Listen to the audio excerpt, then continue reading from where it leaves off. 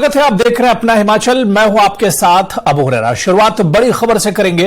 प्रधानमंत्री नरेंद्र मोदी ने आज नवे रोजगार मेले के तहत 51,000 युवाओं को ज्वाइनिंग लेटर दिए। ये युवा पिछले कुछ दिनों में केंद्र सरकार के अलग अलग विभागों में भर्ती हुए हैं। ज्वाइनिंग लेटर बांटने के लिए यह रोजगार मेला देश भर में 46 स्थानों पर आयोजित किया गया। पीएम मोदी दिल्ली के नेशनल मीडिया सेंटर में आयोजित कार्यक्रम में शामिल हुए और यहां से उन्होंने 45 जगहों पर मौजूद युवाओं को वीडियो कॉन्फ्रेंसिंग के माध्यम से ज्वाइनिंग लेटर सौंपा। आज कई महिलाओं को भी अपॉइंटमेंट लेटर मिला है। कार्यक्रम को संबोधित करते हुए पीएम मोदी ने कहा कि हमारा देश ऐतिहासिक उपलब्धियों और फैसलों का साक्षी बन रहा है। कुछ दिन पहले ही देश की आधी से ज्यादा आबादी को नारी शक्ति वंदन एक्ट के जरिए बड़ी ताकत मिली है। यह बिल पिछले 30 साल से पेंडिंग था। नई संसद के पहले सत्र में ही इसे दोनों सदनों से पारित कराया गया। एक तरीके से नई संसद में देश का नया भविष्य शुरू हुआ है। आज हमारा देश ऐतिहासिक उपलब्धियां और फैसलों का साक्षी बन रहा है। कुछ दिन पहले ही नारी शक्ति वंदन अधिनियम के रूप में देश की आधी आबादी को बहुत बड़ी ताकत मिली है। 30 वर्षों से महिला आरक्षण का जो विषय लंबित था वो अब रिकॉर्ड वोटों के साथ दोनों सदनों से पास हुआ है। आज इस रोजगार मेले में भी हमारी बेटियों को बड़ी संख्या में नियुक्ति पत्र मिले हैं। आज भारत की बेटियां स्पेस से स्पोर्ट तक अनेक नए कीर्तिमान बना रही है। मुझे नारी शक्ति की इस सफलता पर बहुत बहुत गौरव होता है। तो हिमाचल प्रदेश के युवाओं को नियुक्ति पत्र बांटने के लिए शिमला के गेटी थिएटर में रोजगार मेले का आयोजन किया गया। कार्यक्रम में केंद्रीय मंत्री अनुराग ठाकुर ने युवाओं को नियुक्ति पत्र बांटे। यहां 110 युवाओं को नियुक्ति पत्र दिए गए। कार्यक्रम को संबोधित करते हुए केंद्रीय मंत्री अनुराग ठाकुर ने केंद्र की योजनाओं के बारे में बताया और कहा कि शिमला में जिन युवाओं को नियुक्ति पत्र मिला है उनमें से 80% युवाओं के परिवार में कोई भी सरकारी नौकरी में नहीं है। प्रधानमंत्री रोजगार मेला के अंतर्गत 10 लाख भारतीयों को सरकारी क्षेत्र में नियुक्ति पत्र देने का जो एक संकल्प माननीय प्रधानमंत्री जी ने लिया है, उसी के चलते आज 51,000 युवाओं को रोजगार देश भर में दिया गया। 46 स्थानों पर इस कार्यक्रम का आयोजन किया गया और आज मैं हिमाचल प्रदेश की राजधानी शिमला में, जहां 700 लोगों को नियुक्ति हुई है, जिनमें से 600 पोस्टल डिपार्टमेंट से हैं और बाकी कोई बैंक में तो कोई CRI में, सेंट्रल रिसर्च इंस्टीट्यूट, इसमें है। तो ये अपने आप में दिखता है कि कैसे मोदी सरकार ने सरकारी क्षेत्र में रोजगार की अपार संभावनाएं खड़ी की हैं और साथ ही साथ स्वरोजगार के लिए भी जहां एक और मुद्रा योजना, स्टार्टअप इंडिया और स्टैंड अप इंडिया बहुत सफल साबित हुए। केवल मुद्रा में ही 34 करोड़ लोन दिए गए, जो लाखों करोड़ रुपए के ऋण बगैर किसी गारंटी के दिए गए और वहां पर भी करोड़ों लोगों को रोजगार स्वरोजगार के अवसर उत्पन्न हुए हैं। तो वहीं अमृतसर दौरे के दौरान सीएम सुखविंदर सिंह सुक्खू ने पंजाब के मुख्यमंत्री भगवंत मान के साथ द्विपक्षीय मुद्दों को लेकर बैठक की। इस बैठक में दोनों के बीच विकासात्मक कार्यों को लेकर चर्चा हुई। इस दौरान दोनों राज्यों के उच्च अधिकारी भी बैठक में मौजूद रहे।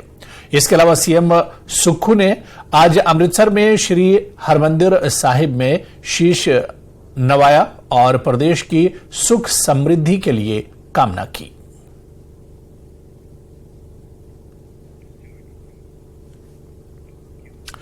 आगे बढ़ेंगे। आपदा के बाद चल रहे राहत कार्यों को लेकर केंद्रीय मंत्री अनुराग ठाकुर ने हिमाचल की सुक्खू सरकार पर हमला बोला है। उन्होंने कहा कि पीएम मोदी ने हिमाचल की हर संभव मदद की और मदद का यह सिलसिला अब भी जारी है, लेकिन अब प्रदेश जानना चाहता है कि हिमाचल सरकार ने राहत कार्यों में अपना पैसा कितना लगाया है।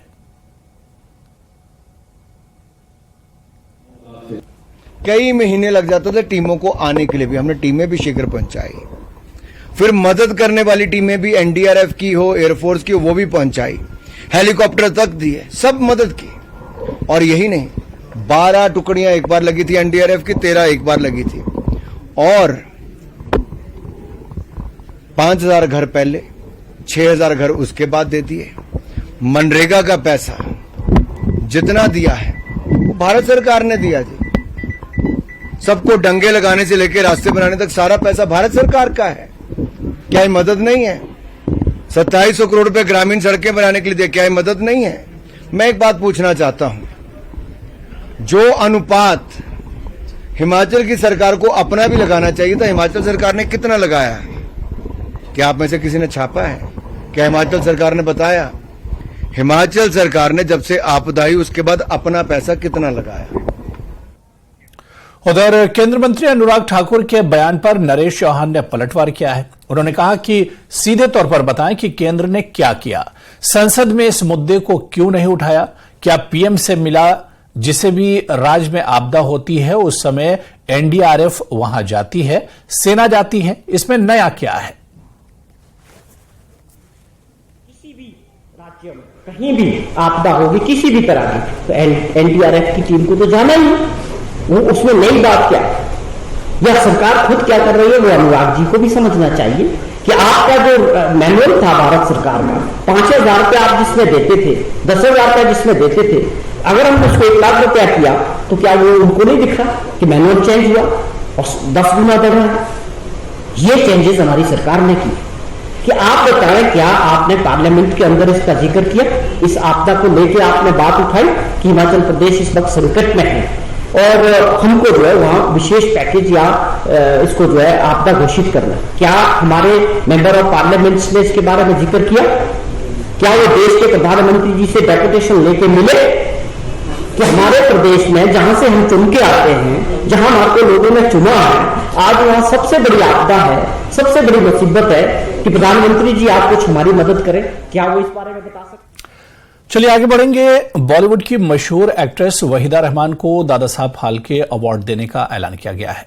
केंद्रीय सूचना और प्रसारण मंत्री अनुराग ठाकुर ने यह ऐलान किया। वहीदा रहमान को 53वां दादा साहब फाल्के अवार्ड दिया जाएगा। केंद्रीय मंत्री अनुराग ठाकुर ने एक्स पर इसका ऐलान करते हुए लिखा कि मुझे यह ऐलान करते हुए बेहद खुशी और सम्मान महसूस हो रहा है कि वहीदा रहमान जी को भारतीय सिनेमा में उनके अमूल्य योगदान के लिए इस साल प्रतिष्ठित Dada Saheb Phalke life time achievement award से सम्मानित किया जा रहा है। वहीदा जी को हिंदी फिल्मों में उनकी भूमिकाओं के लिए क्रिटिक्स द्वारा सराहा गया है। उनकी प्यासा, कागज के फूल, चौधरी का चांद, साहेब बीवी और गुलाम, गाइड, खामोशी समेत कई अन्य फिल्में हैं। अपने 5 दशकों से ज्यादा के करियर में उन्होंने अपने किरदार को बेहद खूबसूरती से निभाया है। आगे बढ़ेंगे। सुक्खू सरकार की नीतियों के खिलाफ शिमला में धरना प्रदर्शन करने वाले बीजेपी नेताओं और कार्यकर्ताओं पर एफआईआर दर्ज की गई है। सभी पर प्रदर्शन के दौरान बल प्रयोग कर शांति भंग करने के आरोप हैं। इसको लेकर धारा 143, 147, 149 के तहत बालूगंज थाने में एफआईआर दर्ज की गई है। बता दें कि कल शिमला के चौड़ा मैदान में बीजेपी ने सरकार के खिलाफ धरना प्रदर्शन किया था। प्रदर्शन के दौरान बीजेपी नेताओं, कार्यकर्ताओं और पुलिस के बीच धक्का मुक्की हुई थी। हालांकि अब नेता प्रतिपक्ष जयराम ठाकुर ने पुलिस की कार्यप्रणाली पर ही सवाल उठाए हैं। भाजपा विधायक डॉक्टर जनक राज ने सिर पर लाठी लगने की बात कही है। उधर विधायक इंद्र सिंह गांधी ने भी पुलिस पर लाठी मारने की कोशिश का आरोप लगाया है। प्रदर्शन कर रहे थे किस बात के लिए? प्रदेश में आपदा आई, सरकार ने अच्छा काम किया, जितने भी रिसोर्सेस थे हमारे पास मुख्यमंत्री और सरकार की तारीफ पूरे देश में हो रही है, विपक्ष के नेता कर रहे हैं, फिर आप किस लिए ये धरना किस बात के लिए था? चलो वो धरना फेल हुआ, वो तो आप लोगों ने भी देखा, तो होना ही था। जब आपके पास विपक्ष के पास कोई मुद्दे नहीं, कोई कारण नहीं, तो आप ये औपचारिकता किस बात की थी कि आप क्या प्रदर्शन करना चाह रहे थे, उसके पीछे मकसद क्या था? आप पूरे जो हाउस चला पूरी तरह से बैकफुट पे विपक्ष दिखा, उसके कारण थे, उनकी स्ट्रेटजी, उनकी अपनी जो सोच थी वो साफ नहीं थी कि हम कहां हैं। जो प्रदेश के इस वक्त के मुद्दे हैं उसको लेके वो अपने आप को ठीक जगह में नहीं खड़ा करता, तो ये कारण थे। लेकिन आप जबरदस्ती विपक्ष की भूमिका निभाना चाहते हैं। राजनीति के लिए अब आगे का समय है, लोकसभा का चुनाव आएगा, आगे राजनीति होती रहेगी, और हमें ऐसी उम्मीद नहीं थी विपक्ष से इस आपदा के समय में भाजपा पूरी तरह से राजनीतिक दृष्टि से इसको जो है फोकस करेगी। इधर धरना प्रदर्शन को लेकर भाजपा प्रदेश प्रवक्ता महेंद्र धमाणी ने कांग्रेस पर पलटवार किया है। उन्होंने कहा कि कांग्रेस के नेताओं और प्रवक्ताओं की बयानबाजी से ऐसा लग रहा है कि धरने से कांग्रेस सरकार की चिंता बढ़ गई है। कांग्रेस को यह बताना चाहिए कि मुट्ठी भर लोगों के लिए 1000 पुलिस वाले क्यों लाए गए। कांग्रेस नेता ये बताएं कि उनकी गारंटियों और वादों का क्या हुआ। कांग्रेस की सरकार, कांग्रेस के मंत्री, कांग्रेस के प्रवक्ता जनता के साथ जो गारंटियां जो जनता को दी थी, जो वादे किए थे, उनका जवाब दें। लोग मुट्ठी भर थे, ज्यादा थे, कम थे, इसका फैसला तो लोगों ने करना है। लोगों ने देखा है, मीडिया ने देखा है, आप सब लोगों ने देखा है कि जनता कितनी थी। तो भारतीय जनता पार्टी का स्पष्ट मत है कि सुक्खू सरकार काम करने में पूरी तरह से असफल है और बेवजह भारतीय जनता पार्टी और केंद्र सरकार पर आरोप लगा करके अपना टाइम पास कर रही है। कांग्रेस महासचिव प्रियंका गांधी शिमला के दौरे पर आई हैं। बताया जा रहा है कि इस बार प्रियंका गांधी का ये निजी दौरा है और इसमें वो कुछ दिनों तक शिमला में रहेंगी। कुछ दिनों पहले भी वो हिमाचल आई थी, जिसमें उन्होंने आपदा प्रभावित इलाकों का दौरा किया था और प्रभावित लोगों से भी मुलाकात की थी।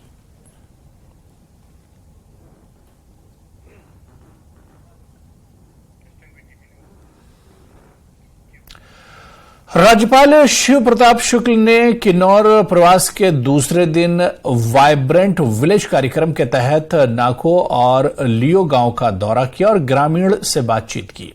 लियो गांव में राज्यपाल ने कहा कि किन्नौर जिले के 55 गांव वाइब्रेंट विलेज में शामिल किए गए हैं, जहां विकास की गति देने के लिए विभिन्न योजनाएं कार्यान्वित की जाएंगी। उन्होंने कहा कि उच्च न्यायालय की बाध्यता नहीं होगी तो नोतोड़ और वन भूमि अधिनियम 2006 के मामलों को उचित स्तर पर बातचीत कर हल निकालने का प्रयास किया जाएगा ताकि लोगों को सुविधा मिल सके।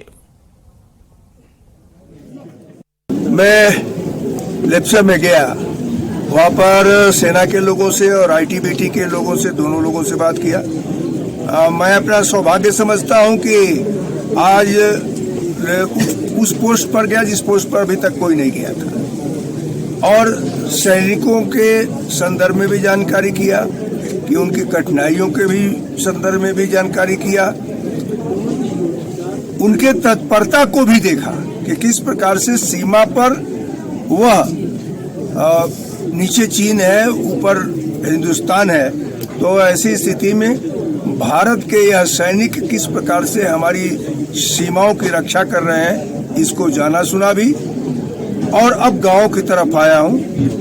दोनों बातें, सीमा के रक्षक और गांव के रक्षक, इन दोनों से वार्ता करने के बाद मैंने यह पाया है कि इस पर और आगे भी कार्य। गिरिपार जनजातीय क्षेत्र मामले को लेकर भाजयुमो ने सुक्खू सरकार पर हमला बोला है। भाजयुमो के प्रदेश भाजपा प्रवक्ता विनय छींटा ने कहा कि केंद्र सरकार ने मामले को लेकर अपनी तमाम औपचारिकताएं पूरी कर ली हैं, मगर अब हिमाचल सरकार की तरफ से जो मामले में जो कार्रवाई की जानी है वो नहीं की जा रही है, जो बेहद निंदनीय है।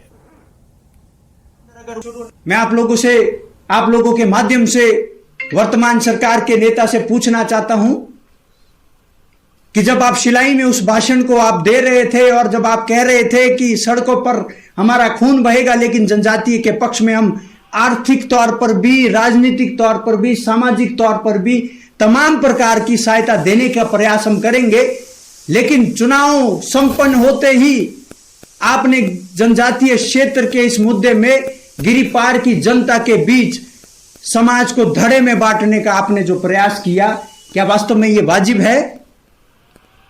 क्या वास्तव में यह बात जायज है कि आपको इस तरीके की बातचीत करनी चाहिए? और मैं इस प्रेस कॉन्फ्रेंस के माध्यम से एक बात उनको बताना चाहता हूं कि गिरिपार की जनता ने आपके पूरे परिवार को, आपको बहुत ज्यादा समर्थन राजनीतिक तौर पर किया है। आपको गिरिपार की जनता ने नेता स्थापित करवाया और ये वही शिलाई विधानसभा की क्षेत्र से आते हैं जहां पर पूरा का पूरा एरिया ट्राइबल हुआ है और उस क्षेत्र के आप विधायक हैं।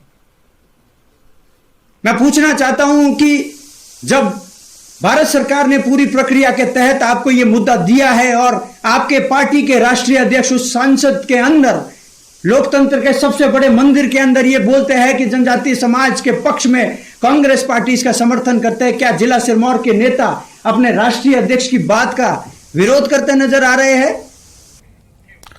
तो खबरें और भी हैं, लेकिन यहां पर फिलहाल रुकेंगे छोटे से ब्रेक के लिए।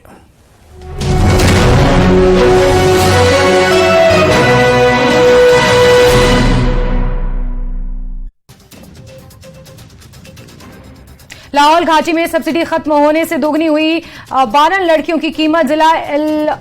जिला एनजीओ प्रधान ने प्रदेश सरकार से सब्सिडी जारी रखने की लगाई गुहार।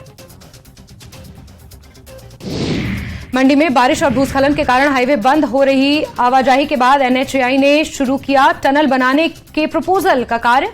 अब टनलों से होकर गुजरेगा मंडी से पंडो तक 4 लेन। केलोंग में हुआ आयुष्मान भव का शुभारंभ। कार्यक्रम का मुख्य उद्देश्य देश और प्रदेश के लोगों को स्वास्थ्य सेवा स्कीम और सेवाओं के प्रति जागरूक करना, घर घर आयुष्मान कार्ड वितरित करना है। शिमला में आयोजित हुआ स्वच्छता अभियान। भाजपा प्रदेश प्रभारी अविनाश राय खन्ना ने बताया, स्वच्छता अभियान भाजपा के सेवा पखवाड़ा का भाग। भाजपा युवा मोर्चा की भी की जा रही जमकर तारीफ। किन्नौर में वाइब्रेंट विलेज कार्यक्रम के तहत राज्यपाल श्री प्रताप शुक्ल ने किया नाको और लियो गांव का दौरा। स्थानीय लोगों से बात कर बढ़ाया उनका हौसला। सड़क संबंधी मांगों को हल करने का दिया आश्वासन। बद्दी में केमिकल युक्त जहरीला पानी छोड़े जाने से लोग परेशान। सरकार से उठा रहे कार्रवाई करने की मांग। पुंछ में ईद के उपलक्ष्य में स्कूली बच्चों ने निकाला मिलाद रैली। अमन, एकता और भाईचारे का दिया गया संदेश। जम्मू में मुख्य अतिथि औद्योगिक मंत्री सोम प्रकाश की अगुवाई में रोजगार मेले का किया गया आयोजन। 105 लोगों को सौंपे गए नियुक्ति पत्र। जम्मू के पीरबाग एरिया में आतंकी के ओजीडब्ल्यू के घर पर जांच एजेंसी का छापा। मौके से इलेक्ट्रॉनिक उपकरण किए गए बरामद।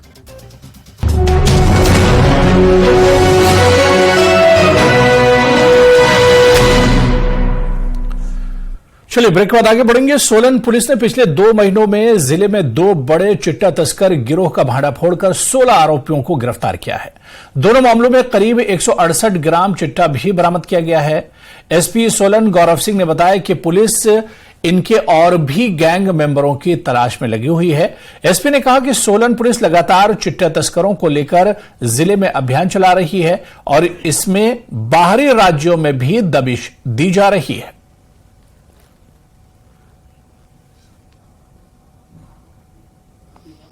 जिला में सक्रिय 2 बड़े चिट्टा तस्करी के नेटवर्क्स के ऊपर सर्विलांस माउंट किया और इसमें पता चला कि ये 2 नेटवर्क्स में काफी सारे आरोपी जो है जिला में चिट्टा तस्करी में संलिप्त हैं।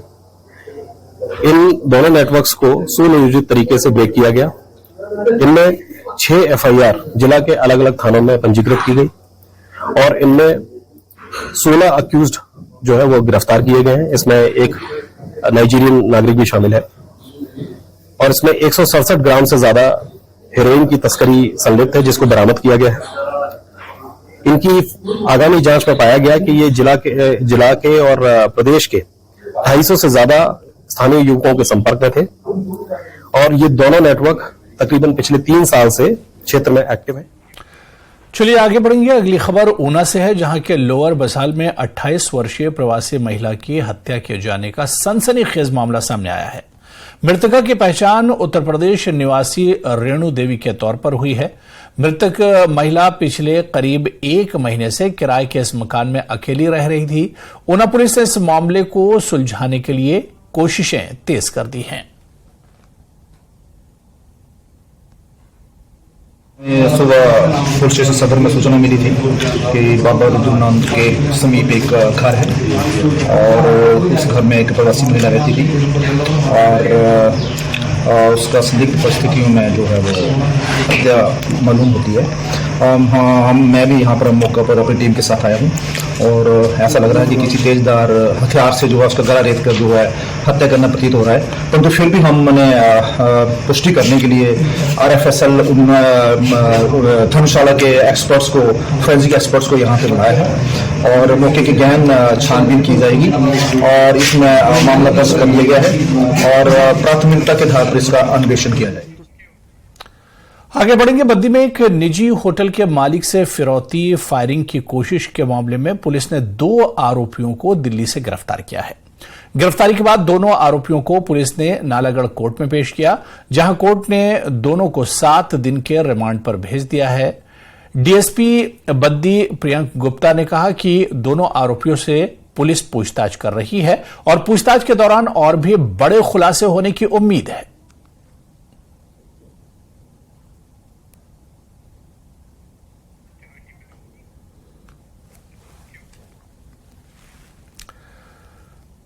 चलिए आगे बढ़ेंगे। आपको बता दें कि दोनों सिर्फ सिम देने की बात कह रहे हैं, लेकिन इस पूरे मामले की अभी भी लगातार जांच पड़ताल चल रही है और पुलिस इस पूरे मामले में तलाशने की कोशिश कर रही है कि आखिर इसमें धोखाधड़ी कहां से हुई है। और डीएसपी बद्दी ने पुष्टि करते हुए बताया है कि फिरौती मामले में गिरफ्तारी दोनों आरोपियों को कोर्ट से 7 दिन की रिमांड मिली है और रिमांड के दौरान पुलिस दोनों आरोपियों से गहनता से छानबीन करेगी और इस मामले में शामिल सभी संदिग्धों का पर्दा भी फाश करेगी। चलिए आगे बढ़ेंगे। सीएमओ का कार्यालय हमीरपुर में जिले के सभी कम्युनिटी हेल्थ ऑफिसरों की 5 दिवसीय कार्यशाला आयोजित की जा रही है, जिसमें जिले भर के 95 CHO भाग ले रहे हैं। कार्यशाला के दूसरे दिन 3 कंपार्टमेंट कवर किए जाएंगे। कार्यशाला में सीनियर सिटीजन की बीमारियों के बारे में विस्तार से बताया जा रहा है, क्योंकि बुढ़ापे में बुजुर्ग लोगों को ब्रेन पेन, ब्लड प्रेशर, आंखों में कम दिखाई देने की बीमारियां घेर लेती हैं। इन सभी बीमारियों को लेकर कम्युनिटी हेल्थ ऑफिसर्स को ट्रेन किया जा रहा है। आज हमारे पास जो है ये सेकंड बैच है CHOs का, कम्युनिटी हेल्थ ऑफिसर्स पूरे जिले से आए हैं। हमारे पास लगभग 95 CHOs हैं डिस्ट्रिक्ट हमीरपुर में। तो जो फर्स्ट बैच हुआ था उसमें 45 हो गए थे, जो रिमेनिंग बच गए थे हमारे पास, उनका ये 5 डेज ट्रेनिंग प्रोग्राम चला हुआ है। आज इनका दूसरा दिन चला हुआ है और जैसे कि आप लोगों ने देखा होगा कि बहुत ही ये अच्छा प्रोग्राम चला रहा। इसमें 3 कंपोनेंट जो है इनमें हम कवर कर रहे हैं। एक तो है हमारा एल्डरली केयर, जो हमारे सीनियर सिटीजन होते हैं लोग, उनके बारे में जो उस एज के रिलेटेड जो बीमारियां होती हैं, जो बुढ़ापे में और इस अवस्था में जो बीमारियां आती हैं, उनके बारे में इनको बताया जा रहा है। खासकर जो पेन वगैरह होती हैं, घुटने में पेन होगी, गर्दन में पेन होगी, बैक एक हो जाती है, ब्लड प्रेशर होता है, शुगर, इस तरह की बीमारियां आती हैं अलग, या आंखों में दिखना कम हो जाता है, तो वीकनेस हो जाती है। तो इस तरह के जो एल्डरली जो केयर होता है उसके बारे में बात की जा रही है। तो चलिए इस बुलेटिन में अभी फिलहाल इतना ही। मजीद अपडेट खबरों के लिए आप बने रहिए News 18 JKLH के साथ। नमस्कार।